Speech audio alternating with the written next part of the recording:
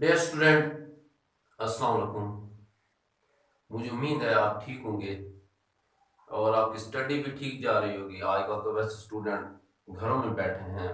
हमारे दुनिया के ऐसे सिचुएशन पैदा हो गई है कि यूनिवर्सिटी, कॉलेज वगैरह, इंस्टीट्यूट, अकेडमीज वगैरह बंद हैं और स्टूडेंट अपने घरों में बैठ के आसानी से ऑनलाइन अपने पेपरों की तैयारी कर रहे हैं।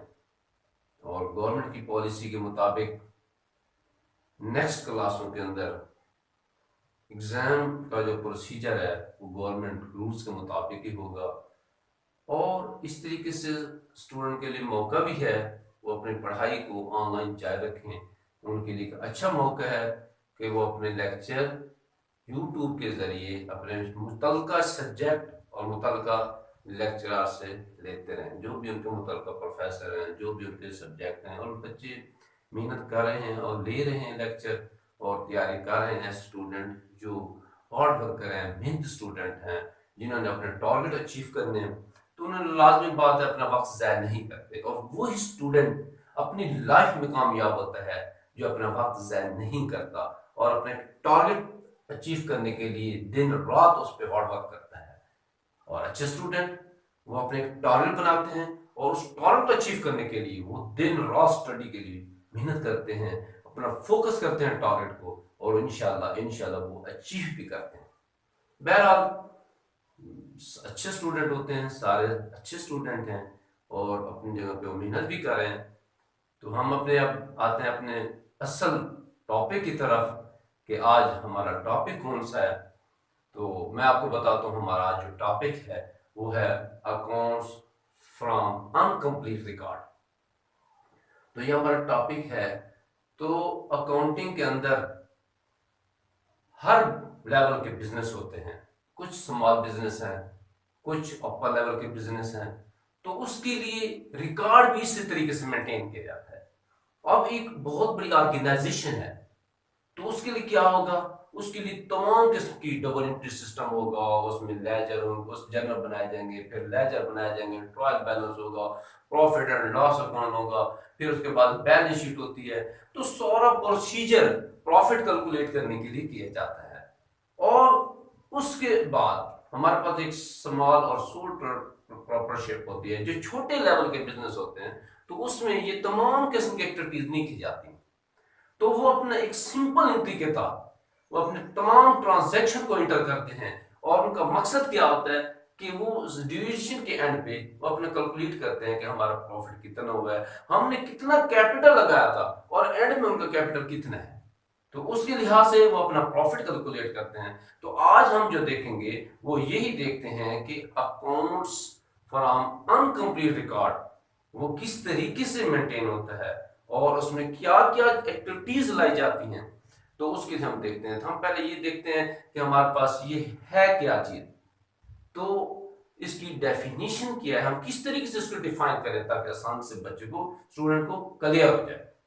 डियर स्टूडेंट, ये account from incomplete record, this system of book keeping in which only record of cash and personal account are maintained and no set rules follow। इसका ये मतलब है कि ये एक सिंगल सिस्टम है, एक छोटा सा बिजनेस है। छोटे बिजनेस के अंदर वो क्या होता है कि इसमें हमारे पास कैश के जो रिकॉर्ड होता है हम सिंगल एंट्री में उसी एंट्री करते जाते हैं, सिंगल एंट्री। और हमारे पास पर्सनल अकाउंट जो होते हैं कि हमारे पास जो एक छोटा सा बिजनेस है कि हमारे पास लिमिटेड कंज्यूमर होते हैं, उनका अकाउंट जो होता है हम हर पेज में एक एक पेज बनाते जाते हैं और उसकी डेट वाइज उसके ऊपर एंट्री करते रहते हैं। तो जितने भी हमारे पास क्लाइंट होंगे, हमारे कंज्यूमर होंगे, तो हमें क्लियर हो जाएगा कि इस मंथ के एंड में या साल के एंड में हमारे पास हमने शुरू जो में बिजनेस कैपिटल इन्वेस्ट किया था वो इतना है। और हम अब जो है साल के एंड में हमारे पास इतनों से हम फिर क्या करते हैं, कैलकुलेट कर लेते हैं अपनी पोजीशन, बिजनेस की पोजीशन कैलकुलेट कर लेते हैं। जब दूसरे लफ्ज में हम ये कह सकते हैं कि it is uncomplete double entry system और अकाउंट्स फ्रॉम अनकंप्लीट रिकॉर्ड, कि इसमें कोई वो total double entry system join नहीं किया जाता और ना ही इसमें टोटल रिकॉर्ड मेंटेन किया जाता है। तो हमारे सिंगल एंट्री सिस्टम होता है इसके अंदर। और फिर इसके अंदर हम क्या करते हैं, हम कैश का एक अकाउंट तैयार कर लेते हैं, फिर अकाउंट रिसीवेबल होता है और अकाउंट पेबल होता है और टैक्सेस वगैरह होते हैं। छोटे बिजनेस के अंदर हमारे पास ये चार, तकरीबन चार चीजें होती हैं जिसको हम मेंटेन करते हैं कि हमने कैश हमारे पास कितना है, कितना हमारे पास कैश है, और हमने किससे अकाउंट रिसीवेबल कौन से कहां से पैसे लेने, अकाउंट्स पेबल किस किस बंदे को हमने पैसे देने, और जो टैक्स वगैरह होते हैं, बिल वगैरह होते हैं, छोटे जो भी गवर्नमेंट के रूल्स के मुताबिक जो छोटे मोटे टैक्स वगैरह होते हैं तो हम उनको पे करते हैं। तो वो जो टैक्स है, ये चार कंट्री वो हम सिंगल एंट्री के तहत एक बुक के अंदर, एक रजिस्टर के अंदर मेंटेन कर लेते हैं।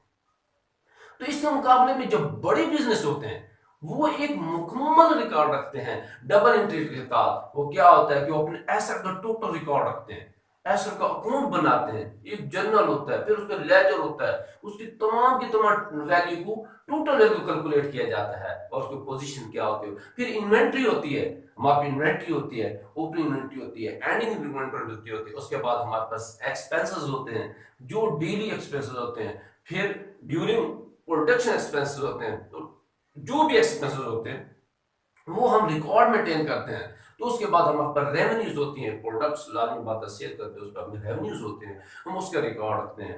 और अदर हमारे पास एलिमेंट्स और भी होते हैं जो हम क्या कहना, एक हमारे लिए जरूरी होता है, हम उसको जरूरी कंसीडर करते हैं कि तमाम के तमाम अकाउंटिंग तैयार करते हैं। लेकिन इस सिस्टम के तहत जो हमारा सिंगल एंट्री सिस्टम होता है उसके अंदर ये चीजें नहीं होती। उसके अंदर सिंगल एंट्री सिस्टम हम सिर्फ जस्ट हम क्या करते हैं, उसको एक पेज पे एंट्री करते रहते हैं, रजिस्टर पे एंट्री, सादा सा उसका रिकॉर्ड मेंटेन करते हैं कि हमें पता चल जाता है कि हमारा पास कैपिटल कितना था और ड्यूरिंग हमने क्या कैपिटल किया, उसमें हमने कितना उसमें अंदर खर्च किया, और हमारे पास कैपिटल एंड में कितना है। तो उससे हम अपने रेशियो और प्रॉफिट के रेशियो का एस्टिमेट लगा सकते हैं।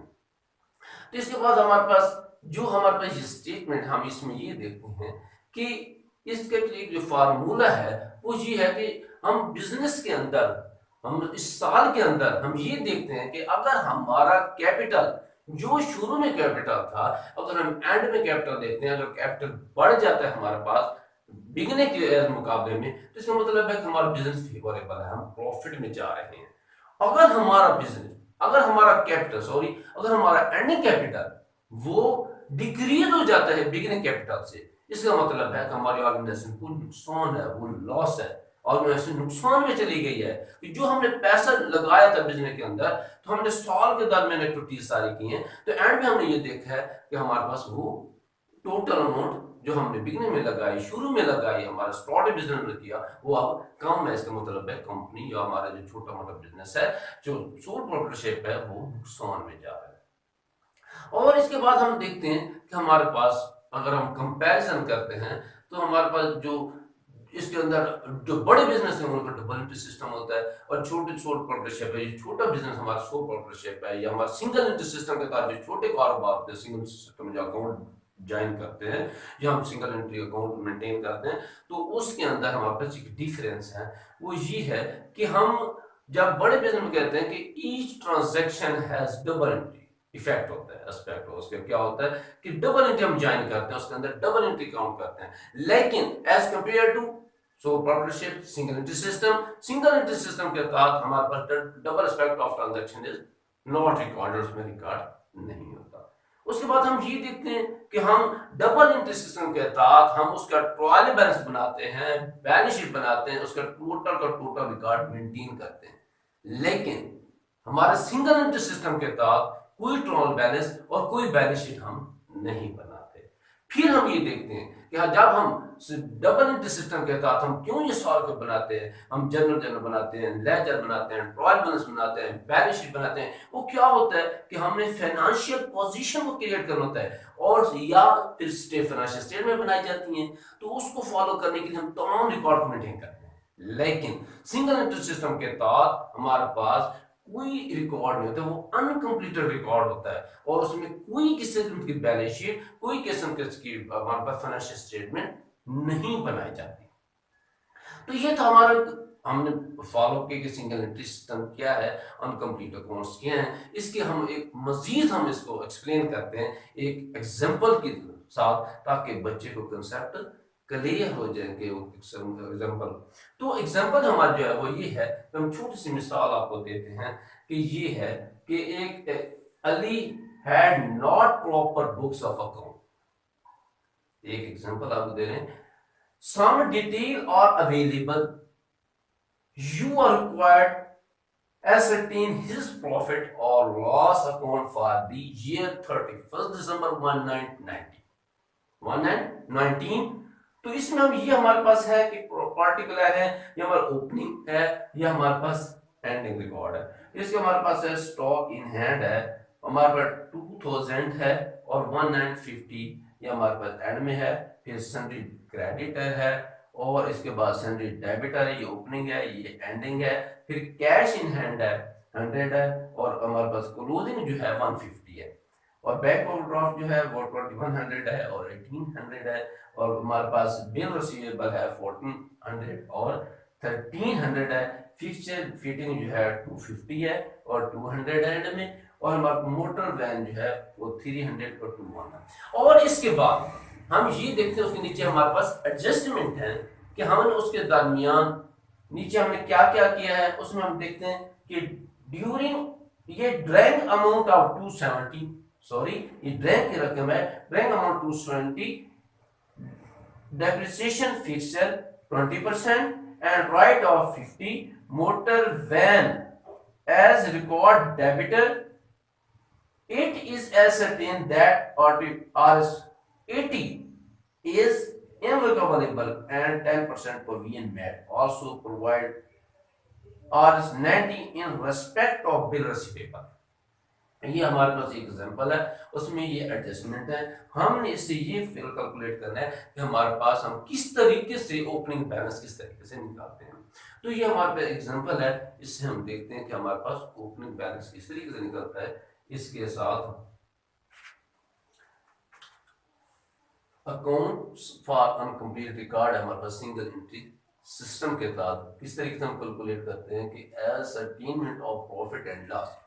इसके अंदर हमारे पास दो किस्म के मेथड होते हैं कि स्टेटमेंट ऑफ अफेयर्स मेथड, ये है कि स्टेटमेंट ऑफ अफेयर्स मेथड, और सेकंड जो है कन्वर्जन मेथड होता है कि इससे हम अपने ट्रांजैक्शन करते हैं, हम तमाम प्रोसीजर को करते हैं। तो इसमें हम ये देखते हैं एक फार्मूला हमारे पास, हम नेट इनकम किस तरीके से कैलकुलेट करते हैं सिंगल एंट्री सिस्टम के तहत नेट इनकम कैसे कैलकुलेट। तो ये हमारे पास एक फार्मूला है नेट इनकम का, कैपिटल एट द एंड, हम वो लेंगे कैपिटल एट द एंड लेंगे, और उसमें हम ड्यूरिंग ईयर जो हमने अपने पर्सनल यूज के लिए पैसा निकाला है तो हम इन्हें इस्तेमाल किया है, उसमें हम प्लस कर देंगे ड्राइंग को, और उसके अंदर हम मनफी करेंगे फ्रेश कैपिटल और एडिशनल कैपिटल इंट्रोड्यूस, जो साल के दरमियान बिजनेस के अंदर कुछ हमने और पैसा इन्वेस्ट किया है हम उसमें वो डिडक्ट करेंगे, मनफी करेंगे। और उसके बाद वो पैसा, वो रकम जो हमने बिजनेस के स्टार्ट में लगाई कि कैपिटल इन द बिगिनिंग, जो हमने बिजनेस के अंदर शुरू में जो पैसा लगाया वो हम उसमें से मनफी करेंगे, निकाल देंगे। तो ये जो हमारे पास जो बैलेंस है वो हमारे पास नेट इनकम होगा। तो इसके द्वारा हम ये देखते हैं कि हमने कैलकुलेट किस तरीके से, एक capital first capital beginning capital हमने कैलकुलेट करने का तरीका है, क्योंकि बिगिनिंग कैपिटल किस तरीके से कैलकुलेट करेंगे तो उसमें हम ये देखेंगे हमारे पास एसेट है और लायबिलिटीज है। एसेट में से हम अगर लायबिलिटीज निकाल देते हैं तो हमारे पास कैपिटल कैलकुलेट होता है। तो हम ये देखते हैं कि ट्रेड स्टॉक इन ट्रेड है 2000, ये स्टॉक इन ट्रेड 2000 है। उसके बाद हमारे पास सन्ड्री क्रेडिटर है, ये सन्ड्री क्रेडिटर हमारे पास है, ये सन्ड्री क्रेडिटर है 1500, और उसके बाद सन्ड्री डेबिटर है 1200, ये सन्ड्री डेबिटर 1200 है। उसके बाद कैश इन हैंड है 100, कैश इन हैंड 100 है, ठीक है। उसके बाद हमारे पास बिल रिसीव बैंक ओवरड्राफ्ट, ये क्रेडिट साइड पे जाएगा, बैंक ओवरड्राफ्ट ये 100 है। और उसके साथ हमारे पास है बिल रिसीवेबल, ये 1400 है। और इसके बाद फिक्सचर एंड फिटिंग 250 है। और इसके बाद हमारे पास मोटर वैन 300 है। तो हमारे पास ये टोटल अमाउंट, जैसे जब हम टोटल करते हैं तो टोटल करते हैं ये 5250 आता है। तो इसके बाद हम 5250 में से ये हम रकम ये निकाल देंगे। वहां पर ये टोटल जो बचती है सन्नी डेबिटर, सन्नी क्रेडिटर और बैंक ओवरड्राफ्ट को वहां से निकाल देंगे। बाकी हमारे पास जो है 1650 बचता है। ये हमारे पास जो है कैलकुलेट हम करते हैं, ये होगा कि कैपिटल ऑन जनवरी 2190, ये हमारे पास कैपिटल ओपनिंग निकलता है कि कैपिटल हमारे पास ओपनिंग बिगिनिंग कैपिटल हम कैलकुलेट करने का, ये हमारे पास ये स्टेटमेंट है कि अली की हमने ये हमारे पास जो है अली बिजनेस स्टार्ट, जो अली जो है अली के हम स्टेट पर बना रहे हैं, अली की स्टेट पर बना रहे हैं, तो अली के जो हमने बिगिनिंग कैपिटल कैलकुलेट किया वो हमने इस तरीके से Ali statement of affairs on 1 जनवरी 2019, इसका हमने 1 जनवरी का हमने उसका कैपिटल कैलकुलेट किया है। तो इस तरीके से हम फर्दर हम आपको इसकी मजीद एग्जांपल से आपको